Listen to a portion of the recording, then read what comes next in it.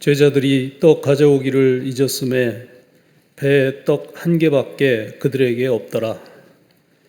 예수께서 경고하여 이르시되 삼가 바리새인들의 누룩과 헤롯의 누룩을 주의하라 하시니 제자들이 서로 수군거리기를 이는 우리에게 떡이 없음이로다 하거늘 예수께서 아시고 이르시되 너희가 어찌 떡이 없으므로 수군거리느냐 아직도 알지 못하며 깨닫지 못하느냐 너희 마음이 둔하냐 너희가 눈이 있어도 보지 못하며 귀가 있어도 듣지 못하느냐 또 기억하지 못하느냐 내가 떡 5개를 5,000명에게 떼어줄 때에 조각 몇 바구니를 거두었더냐 이르되 12이니이다 또 7개를 4,000명에게 떼어줄 때에 조각 몇 광주리를 거두었더냐 이르되 7이니이다 이르시되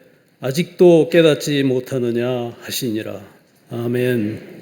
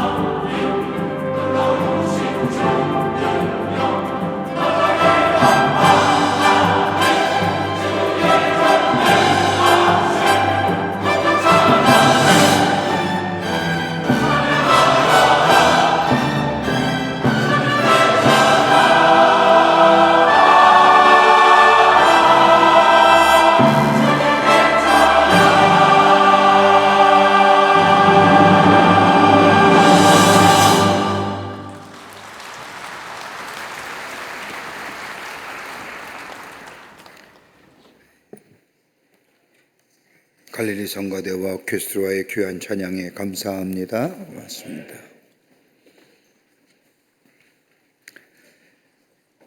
예수님의 공생의 3년은 하나님 나라의 복음을 전하셨던 것에 힘쓰셨던 것을 보게 됩니다. 신학자들에 의하면 예수님의 공생의 사역 가운데 4분의 3에 해당하는 시간은 예수님의 12제자를 가르치는 데 힘을 쏟으셨던 것을 보게 됩니다. 이렇게 많은 시간을 제자들을 가르치는 데 쏟은 것은 다름이 아니라 저들로 하여금 하나님 나라의 복음의 기쁜 소식을 전하는 길을 바라는 마음으로, 그리고 저들을 바른 길로 인도하시고자 함이었습니다. 이렇게 12제자들에게 쏟으신 예수님의 열정이 2000년이 지난 지금 세계 인구의 건 35%의 사람들이 예수를 영접하고 구원받은 백성이 된 것을 보게 됩니다.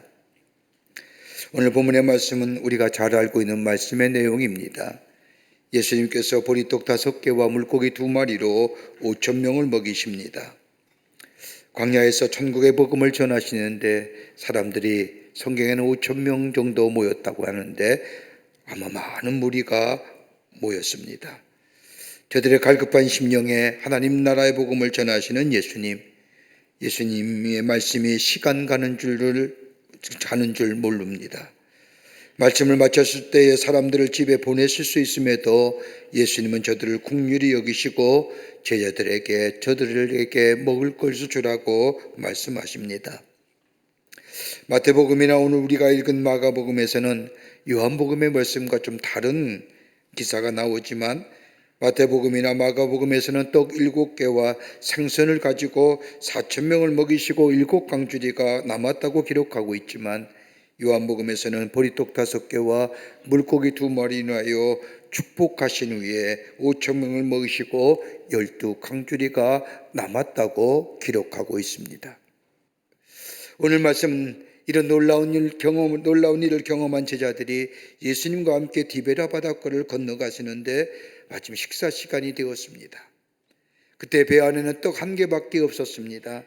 예수님께서 제자들을 가르치는 것 가운데 바리새인들의 누룩과 헤롯의 누룩을 주의하라고 말씀하시자 제자들은 누룩의 얘기를 들을 때에 딴 생각한 것이 아니라 예수님의 이 바리새인의 누룩과 헤롯의 누룩의 이야기는 저 바리새인과 헤롯의 거짓과 형식을 주의하라고 하는 말씀인데, 누룩이란 얘기를 듣자 빵 생각이 난 겁니다. 그러자 제자들이 예수님께 우리에게 떡이 없음이니이다, 이렇게 생뚱한 이야기가 어디 있을까요? 예수님은 저 바리새인과 저 헤롯의 거짓과 형식주의를 주의하라고 하는데, 제자들은 그 예수님의 말씀에 귀 기울인 것이 아니라 자신들의 떡이 없음을 발견하면서 우리에게 떡이 없습니다 라고 수군거립니다. 본문의 말씀에 수군거리다고 하는 말은 의논한다는 말인데, 이 단어의 본래의 뜻은 이성에게 호소하며 변론한다, 지금의 말로 가면 책임의 소재를 따지는 겁니다. 왜 너 떡 안 가져왔어? 왜 네 책임인데 네가 떡을 가져오지 않았어? 아마 베드로에게 하나같이 이야기했을 겁니다. 먹을 것이 없음에 책임 소재를 따졌다는 겁니다. 제자들의 이러한 모습을 보신 예수님께서 오늘 본문의 말씀을 보면 너희가 어찌 먹을 것이 없으므로 수군거리느냐, 아직도 알지 못하며 깨닫지 못하느냐, 너의 마음이 둔하냐 라고 책망하시며, 보리떡 5개로 5,000명을 먹이고도 10강주리가 남은 것을 기억하지 못하느냐, 또 떡 7개로 4,000명을 먹이고 7강주리가 남은 것을 기억하지 못하느냐 라고 하며 제자들의 믿음에 대하여 책망하신 것이 오늘 본문의 말씀의 내용입니다. 예수님이 하신 제자들의 수군거림에 대하여 예수님이 책망하신 내용을 정리해보면 아마 5가지로 나옵니다. 어찌 수군거리느냐? 왜 떡이 없음이 너희의 문제가 되느냐? 또 하나, 왜 깨닫지 못하느냐? 왜 이리 너희는 무관심하느냐? 더 나아가 어찌하여 너의 마음이 그토록 둔하느냐? 왜 너희의 마음이 그렇게 강팍하느냐? 더 나아가 보지도 못하며 듣지도 못하느냐라고 하는 말은 어찌 너희에게 믿음이 없느냐? 더 나아가 왜 기억하지 못하느냐? 좀 전에마다 너희가 큰 은혜를 입었다고 하나님을 찬양하며 그렇게 기뻐하지 않느냐? 왜 은혜를 잊어버리고 사느냐? 왜 은혜를 기억하지 못하느냐? 오늘 이 말씀은 저 2000년 전에 제자들에게 향한 말씀일까요? 오늘 우리의 삶을 향하여 예수님이 하시는 믿음의 책망의 소리는 아닐까요?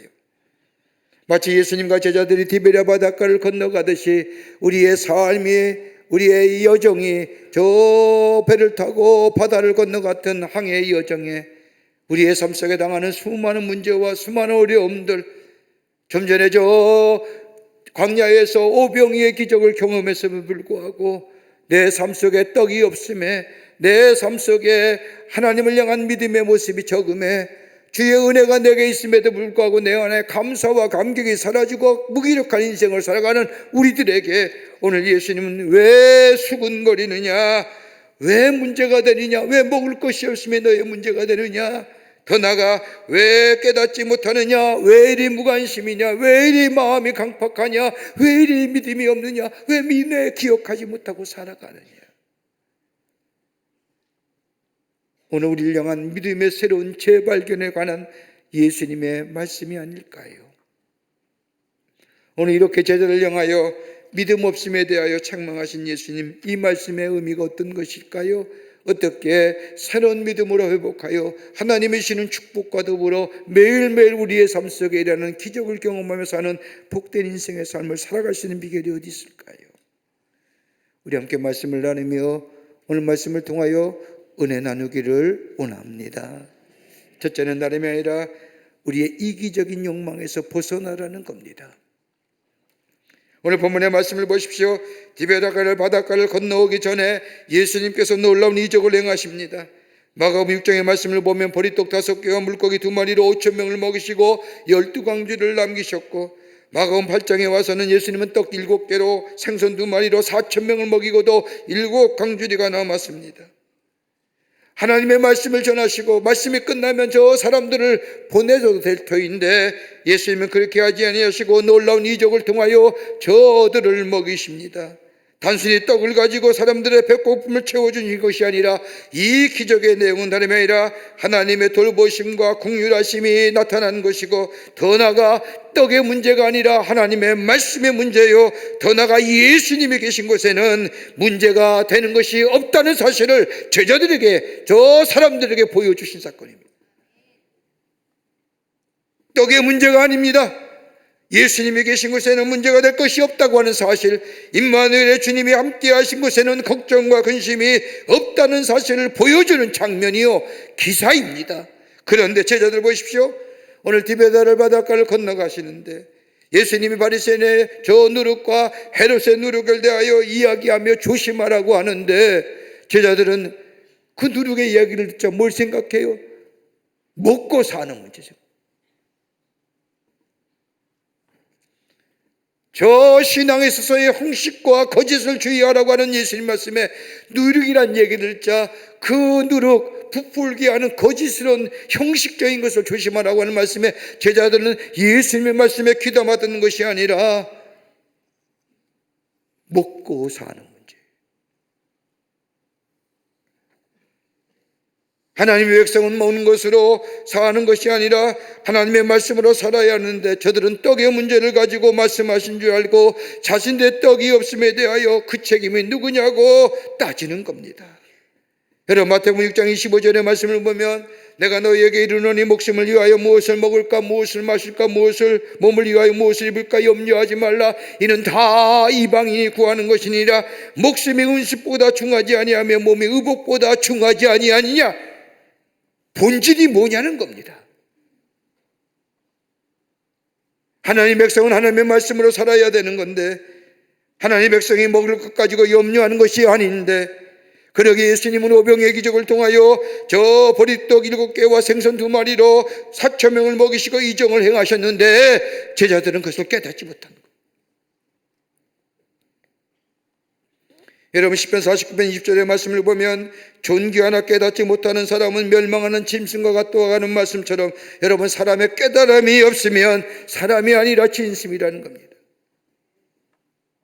보고 깨달아야 됩니다. 듣고 깨달을 수 있어야 됩니다. 여러분, 왜 깨달음이 없느냐? 무관심이요, 무감각해요, 잘못된 선입견과 편견이요, 가장 결정적인 이기적인 욕망 때문에 자기의 자신에만 집중되어 있기 때문에. 여러분, 이태리 로마에 가면 시스티나 성당에 그 기록된 미켈란젤로의 천지창조의 벽화를 보신 적이 있을 겁니다. 30대 중반의 미켈란젤로는 1508년부터 1512년 약 4년 동안이나 140평에서 시스티나 성당에 걸작품인 회반죽을 버리고 채색을 하는 프레스코법으로 저 9가지의 천지창조의 그림을 벽에 세워놨습니다.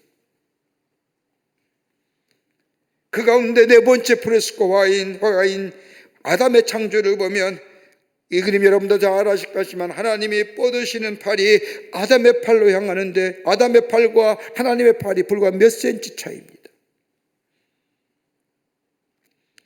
이 그림을, 이 프레스코화를 그린 이유는, 근거의 성경은 창세기 1장 26절의 말씀을 보면 하나님이 이르시되 우리의 형상을 따라 우리의 모양대로 우리가 사람을 만들고 라고 하는 이 말씀에 근거하여 이 미켈란젤로가 하나님의 손길이 저 아담의 손길과 맞닿은 장면으로 그림화시킨. 가만 보세요. 근데 그림은 아담 무심코 손을 내밀어요. 아무 생각 없이 멍하게, 생기 하나 없는 손. 그런데 우리 하나님은 얼굴에 활력과 영감이 넘칠 뿐만 아니라 단호한 의지가 있는 반면에 아담은 그저 멍하게만 있습니다. 그런데 그 장면의 기사를, 감면의 그림을 가만히 보면 하나님은 공중에 떠 계시는데 그분을 둘러싼 젓갈색 천에는 거대한 인간의 뇌를 해부학적으로 정확하게 장중하게 묘사하는 것을 봅니다. 그러면서 하나님의 능력을 내밀어 인간 안에, 아담 안에 이 의식의 능력을 넣어주십니다. 미켈란젤로가 표현하자고 한 하나님은 창조하시는 하나님이요, 하나님께 창조하시는 우주는 합리적인 구조로 이루어졌다는 것을 암시적으로 표현하는 겁니다. 또한 하나님의 창조하신 인간은 그분을 닮아서 이성적 사고력이 있다는 것을 말합니다. 인간이 하나님의 형상대로 지음받았다는 것은 다름이 아니라 그분을 닮았다는 겁니다. 그냥 생명이 저 생명 없는 꼭두각시가 아니라 친히 당신이 우리와 함께 손가락 끝을 내어주시니 하나님의 비법한 의식이 우리 가운데 임하여 그 선물을 가지고 사용하는 것이 바로 인간이라는 겁니다. 놀랍지 않습니까? 그러기에 우리의 이성과 감성, 기억력과 지적인 능력, 깨달음을 통한 돌이킴, 다른 사람을 향하여 긍휼의 마음, 다른 사람의 마음을 아파하는 마음, 여러분, 이것이 인간을 창조하실 때에 우리 하나님께서 우리에게 주신 귀한 지적인 능력이라는 거예요. 이 능력을 가진 자가 깨달음을 갖는 겁니다. 근데 이 지적인 능력이 어떤 거예요? 하나님과 우리의 삶이 맞닿을 때에, 영적인 교감이 이루어질 때에 하나님이 나의 하나님 되시고 하나님 우리의 창조 되시고 우리의 삶의 주인 되심을 고백하는 이 믿음의 고백 속에 우리의 지적인 능력이 새롭게 깨어날 뿐만 아니라 보고 깨닫게 되고 듣고 깨닫게 되는 역사가 우리 가운데 있게 되는 겁니다. 영이 살아야 된다는 게 이겁니다.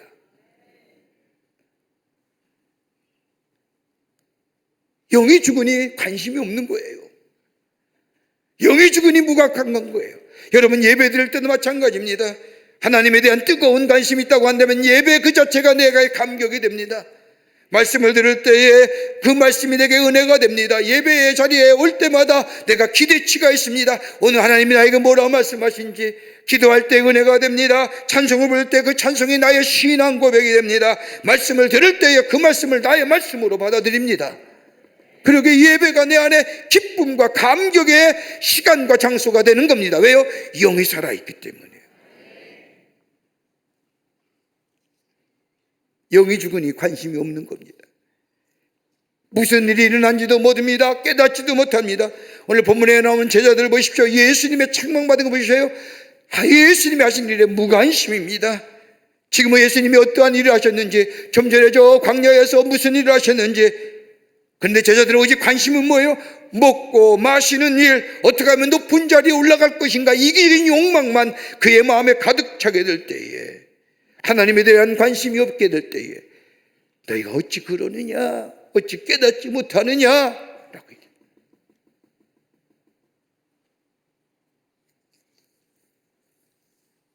여러분, 이런 마음의 소유자를 가리켜서 성경은 뭐라고 얘기하느냐? 강팍하다는 거예요.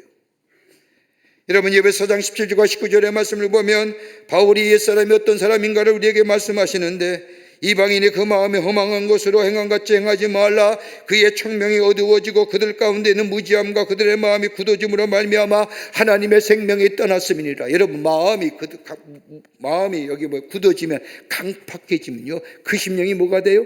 하나님의 떠난 인생. 보고도 깨닫지 못하는 겁니다. 들어도 알지 못하는 겁니다.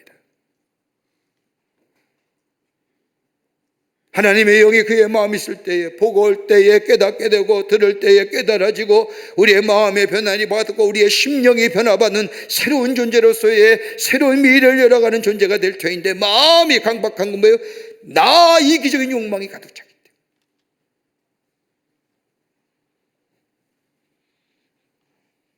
세상의 것 세대는 쉽게 받아들이는데,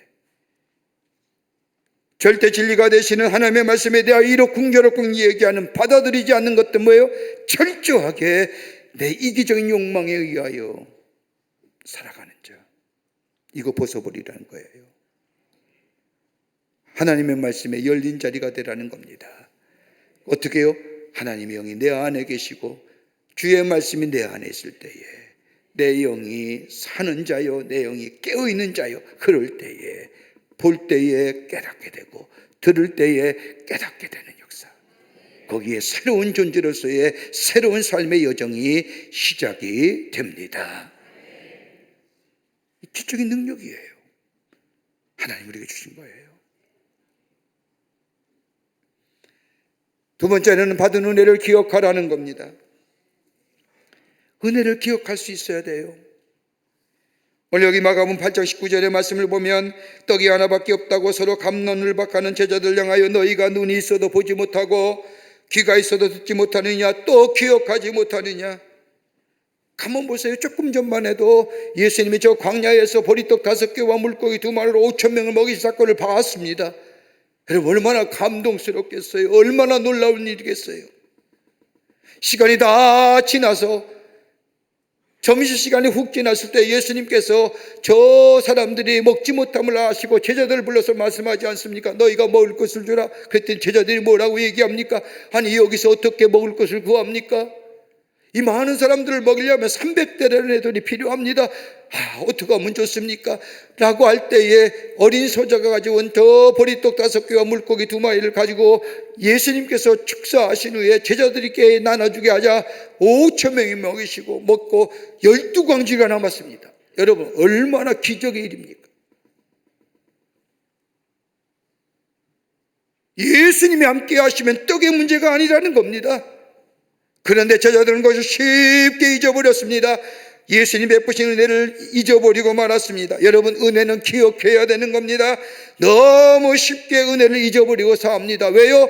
예수님이 기도 한 번 하니까 5,000명이 먹으니까 여러분, 값싼 은혜로 받아들여요. 여러분, 이스라엘 백성을 보십시오. 하나님의 놀라운 은혜 속에 출애굽하지 않습니까? 12가지의 재앙에서 구원을 받습니다. 그리고 홍해를 기적과 같이 건넙니다. 그런데 여러분, 성경 말씀은 딱 2주일이 못 돼서 왜 우리를 이 광야에서 데리고 나왔느냐, 왜 우리가 여기서 죽게 하느냐, 저 애굽의 공동거지가 훨씬 낫다, 왜 물이 없느냐, 왜 먹을 것이 없냐, 왜 고기가 없느냐, 이 2주 만에 원망하기 시작합니다. 저들의 출애굽한 것이 저들의 뛰어남이었을까요? 바로의 업적입니까? 모세의 능력입니까? 하나님의 은혜 아닙니까? 은혜를 잊어버린 겁니다. 여러분, 은혜가 사라지면 우리 입에서 뭐가요?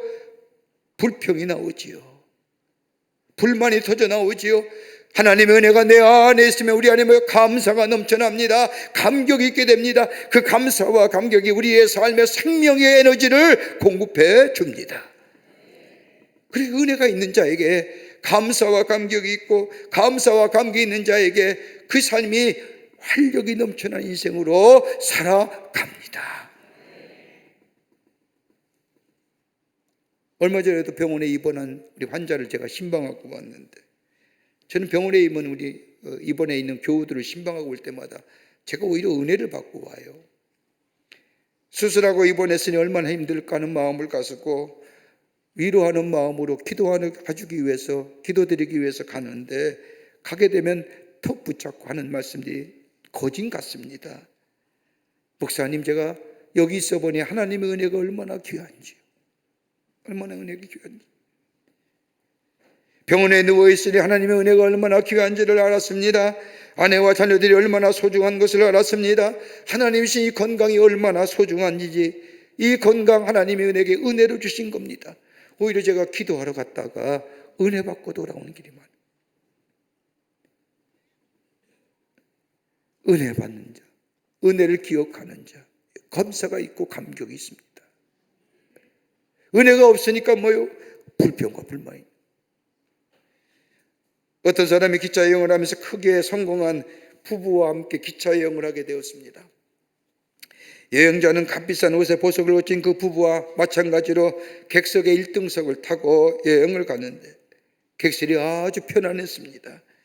근데 값비싼 옷을 휘감은 부인이 객실에 들어서자마자 불평을 쏟아내기 시작한 겁니다. 온도가 맞지 않는다니, 조명이 침침하다니, 음식이 맛이 없다니, 좌석이 더럽다니, 온갖 불평을 끊임없이 쏟아냅니다.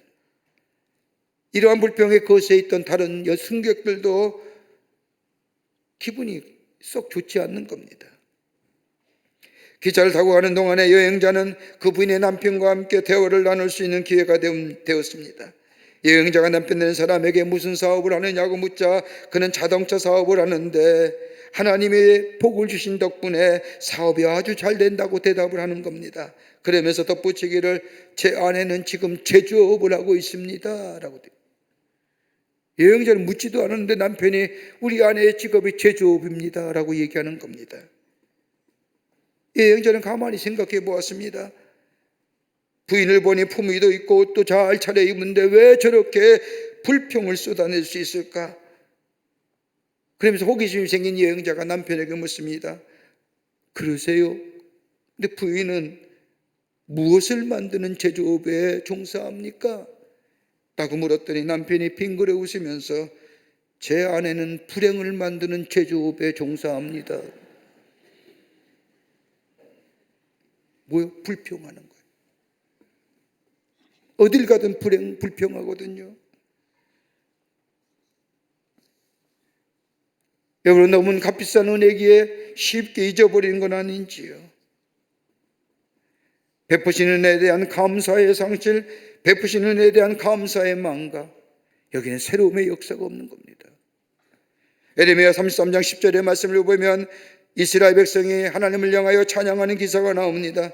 유다의 성읍들과 예루살렘 거리에서 즐거워하는 소리, 기뻐하는 소리, 신랑의 소리, 신부의 소리와 및 만군의 여호와께 감사하라. 여호와는 선하시니 그 인자하심이 영원하도다라는 소리와 여호와의 성전에 감사제를 드리는 자들의 소리가 다시 들리니 이는 내가 이 땅에 포로를 돌려보내어 지난 날처럼 되게 할 것임이라. 여호와의 말씀이니라. 하나님의 약속이거든요. 어떻게 해요? 기뻐하는 자, 감사하는 자, 예루살렘 거리에서 즐거워하는 자, 하나님의 은혜에 찬송하는 자, 이런 자에게 하나님 치유와 회복을 통하여 하나님이 그의 삶 속에 하늘의 축복을 허락하여 주신다는 약속이에요. 여러분, 성경 말씀을 보면요, 구약 성경에 여호와께서 말씀하시니라고 하는 말씀이 400번 이상 나오는, 그 약속은 그 말씀은 약속이라. 감사의 찬송이 울려 퍼지는, 감격의 찬송이 울려 퍼지는 지난해 베푸신 은혜에 대하여 잊어버린 것이 아니라 은혜를 생각하며 하나님 앞에 찬송하는 그 자에게 하늘은 하나님은 치유와 회복을 통하여 새로운 하나님의 은혜 가운데 새로운 미래를 열어가게 해 주신다는 겁니다. 제자들은 그 잊어버린 거예요. 왜 깨닫지 못하느냐? 왜 기억하지 못하느냐? 끝으로 기적은 지금도 일어나고 있다는 겁니다. 믿으십니까? 요즘 가만히 보니까 아멘 소리가 점점 작아지는 것 같은데, 지금도 기적은 일어나고 있습니다. 믿으시는 거예요. 오늘 본문의 말씀을 보십시오. 마가복음 8장 19절과 21절의 말씀을 보면, 내가 떡 5개를 5천 명에게 떼어줄 때에 조각 몇 바구니를 거두었느냐? 예수님이 물었습니다. 제자들이 대답하지요. 12입니다. 이어서 예수님이 또 7개를 4천 명에게 떼어줄 때 조각 몇 강주리를 거두었느냐? 제자들이 대답합니다. 7입니다. 이 말을 들은 예수님께서 제자들 향하여 아직도 깨닫지 못하느냐? 이렇게 말씀하신 이유가 어디 있을까요? 5천 명을 먹이신 기적의 사건이 저 먼 일이라, 저 옛날 이야기가 아니라는 겁니다. 좀 전에 있었던 사건입니다. 내가 오늘 그 기적의 사건을 믿느냐? 왜 깨닫지 못하느냐라고 하는 이 문에는 믿느냐라고 하는 질문입니다. 믿으면 지금 이 자리에 기적의 역사가 일어난다는 겁니다. 그 하나님이 일하신다는 겁니다. 오늘도 우리에게 믿는 겁니다. 네가 믿느냐? 예, 믿습니다 할 때 기적의 역사를, 다른 사람이 다 죽을 병이라 할지라도 하나님의 역사하시면 오늘도 일어난다는 이 사실을 믿는 자에게 오병이어 같은 역사가 다시금 우리 가운데 일어난다는 겁니다. 여러분, 아브라함 보십시오. 믿음의 조상이요 축복의 조상입니다. 창세기 15장의 말씀에 하나님께서 아브라함에게 말씀하시죠. 본토와 친척과 아이의 집을 떠나 내가 지시할 땅으로 가라. 아브라함은 아무것도 가진 것이 없습니다. 그렇게 말씀하시면서 네가 나의 말 딸을 따라 따를 때에는 하늘의 별과 같이 바닷가의 모래와 같이 내 자손의 번성함을 주리라. 이때만 해도 자손의 번성함이 큰 축복이었거든요. 아브라함이 따라났습니다. 근데 어떻게 돼요? 일평생 아브라함이 그 하나님의 약속의 말씀을 붙잡고 따라나선 결과 그의 자손이 하늘의 별과 같이 바닷가의 모래와 같이 됐나요? 아브라함 시대는 딱 이상하나예요. 그런데 그 신실하신 하나님, 그 약속의 하나님을 이 아브라함 믿었기에 그의 삶의 걸음이 주의 말씀에 순종하며 나아가게 될 때에 그의 삶 하나지만 나중에 보십시오. 그의 자손이 정말 하늘의 별과 같이 바다의 모래와 같이 번성함의 역사, 믿음 안에서 그것을 보았다는 겁니다. 저는 개인적으로 참으로 통쾌한 성경 말씀을 고른다고 한다면 다윗이 골리앗을 죽인 이야기, 다윗이 왕이 되는 이야기, 여러 가지 많은 기사 가운데 사도행전 4장에 나오는 말씀 보면 제가 그때마다 큰 감동으로 다가오지요. 여러분, 사도행전 4장의 말씀을 보면 베드로가 변화되어 가야바뜰에서 예수 이름에는 구원받을 만한 이름이 없다. 너희가 죽인 예수가 하나님의 아들이요 우리의 메시아가 된다고 저 가야바뜰에서 사내들인 공의에게 외친 그 말씀, 여러분 생각해 보십시오. 얼마나 감동스럽습니까? 그런데 그들이 어느 뜰입니까? 며칠 전만 해도 나 예수 모르오, 예수 모르는 사람이요, 예수 죽어야 하요 라고 예수를 부인했던 장소가 가야바뜰입니다. 그런데 이 베드로가 성령 안에서 새로워지게 될 때에 그가 똑같은 장소에서 불과 며칠 전에 있었던 것과는 정다르게 예수를 증거하는 거예요. 어떻게 됐을까요? 혹자는 그럴 수 있지라고 얘기할지 모르지만 여러분, 사람의 변화가 쉽게 되는 걸까요? 사람의 됨됨이의 변화가 그렇게 쉽게 이루어질까요? 아니지 않습니까? 그런데 베드로의 마음속에 예수님이 계실 때에, 예수 그리스도가 그의 마음에 계실 때에 그는 똑같은 장소에서 저 똑같은 사람들에게 너희가 죽인 예수야말로 그리스도시요 메시아요 하나님의 아들이라고 외쳤던 거예요. 여러분, 그렇다고 한다면 베드로에게 변화가 베드로에만 있는 걸까요? 오늘 우리 마음속에 예수님이 계신다면, 예수님이 내 안에 계시고 예수님이 나를 지배하시고 나를 붙잡아 주신다면 오늘 저 베드로가 누렸던 그 변화, 그리고 하나님이 받았던 그 축복이 오늘 우리의 것이 되는 줄 믿습니다. 예수의 마음이 내 안에 계셔야 돼요. 그 마음이 나를 지배하게 될 때에 나를 연약함에서 붙잡아 주시고 나를 수 깊은 수렁에서 건져주시고 내 걸음을 인도해 주시고 내 걸음을 굳세게 하시고 단단케 하시는 역사가 우리에게 일어나게 됩니다. 제자들은 이거 잊어버린 겁니다. 예수님이 함께 계심이. 그러니까 뭐예요? 없다고 얘기하는 겁니다. 왜 너는 하나밖에 안 가져왔냐고 서로 간에 비방하는 겁니다. 좀 전만 해도 예수님이 계실 때 그 일어났던 수 놀라운 기적을 잊어버린 겁니다. 은혜의 기억상실증 걸린 거예요. 그리고 뭐예요? 먹고 마시는 것만. 하나님의 말씀에는 관심 없는 겁니다. 그럴 때 예수님이 너희는 왜 이렇게 마음이 강팍하느냐? 너는 왜 이렇게 은혜를 잊어버리고 사느냐? 너는 왜 깨닫지 못하느냐? 왜 믿음이 없느냐? 라고 책망하시. 안타까운 마음에 오늘 우리에게도 우리의 주님이 우리의 믿음 없음을 보시며 안타까운 마음으로 말씀하시는 줄 믿습니다. 먹고 사는 건 문제가 아닙니다. 하나님의 말씀이 내 안에 계셔야 됩니다. 매일매일 우리 안에 역사하시는 은혜가 기억되어야 됩니다. 은혜가 있을 때 감사가 있고 감격이 있고 생명의 에너지를 얻습니다. 그리고 오늘도 기적이 일어남을 믿으며 예수님을 내 안에 계시고 내가 예수 안에 계셔 요한복음 15장의 말씀처럼 저가 내 안에 내가 저 안에 거함으로 인하여 주님과 함께 걸어가는 우리의 삶이 될 때에 우리 안에 새로운 역사, 새로운 미래가 열려지게 될 줄 믿습니다. 이런 믿음으로 힘차게 걸어가시는 여러분과 저와 되시기를 주의 이름으로 축원합니다. 하나님 감사합니다. 저희들 주께서 사랑해 주셔서 하나님의 자녀 삼으심에 감사합니다. 주의 놀라운 은혜와 주의 놀라운 역사가 내 안에 있음에도 불구하고 잊어버리고 살 때가 얼마나 많은지, 그러므로 없는 것에 부족한 것에 원망하며 불평하며 살았는지 주님 이 시간 아버지 회개하오니 다시금 우리가 은혜의 자리에 들어가게 하시고 말씀의 자리에 들어가게 하여 주시며 은혜와 말씀의 자리에 새로운 기적을 매일매일 경험하며 하나님 앞에 영광을 돌리는 우리의 삶으로 인도하여 주시옵소서. 감사드리오며 예수님의 이름으로 기도하옵나이다. 아멘.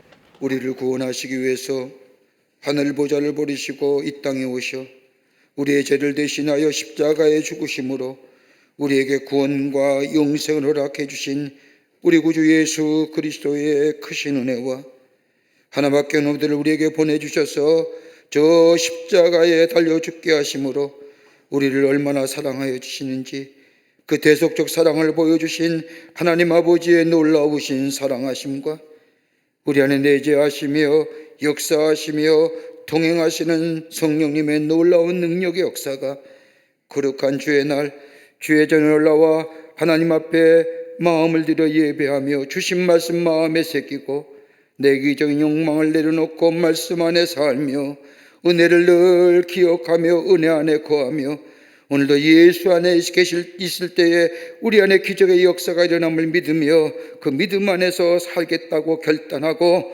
저 세상을 향하여 걸음 옮기는 우리 모든 광림의 권속들과 그리고 영상을 통해 예배에 참여한 모든 이들 위해 주께서 지금부터 영원토록 함께 하시기를 간절히 축원하옵나이다.